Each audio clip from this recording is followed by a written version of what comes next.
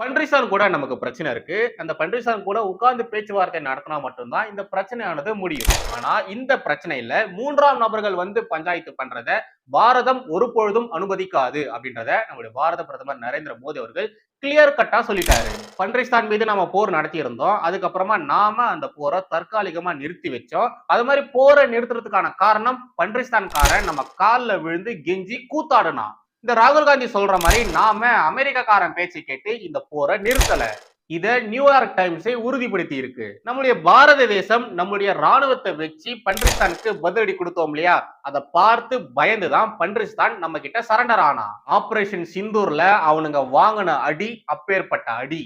இது எல்லாத்தையுமே பன்றிஸ்தானுடைய துணை பிரதமரா இருக்கிறவரே சொல்லியிருக்காரு. அவரே சொல்லியிருக்காரு பன்றிஸ்தானுக்கு எதிராக நடத்தக்கூடிய இந்த ஒரு போரை நிறுத்தணும் அப்படின்ற மாதிரி பன்றிஸ்தான் தான் ஃபர்ஸ்ட் கோரிக்கை முன்னெடுத்து வச்சது. நம்முடைய பாரத தேசம் ஒரு உறுதியான நிலைப்பாட்டில தான் இருந்தாங்க. அது நாங்க முதல்ல தாக்க மாட்டோம், ஆனா நீங்க தாக்குனீங்கன்னா அதை பார்த்துக்கிட்டு நாங்க சும்மா இருக்க மாட்டோம், அதை விட பல மடங்கு அதிகமா நாங்க திருப்பி அடிப்போம் அப்படின்றதுல பாரதம் உறுதியா இருந்துச்சு. ட்ரம்ப்பும் மாமா என்னென்னத்தையோ பண்ணி இந்த ஆபரேஷன் சிந்தூர்ல பேர் வாங்க பார்த்தாரு.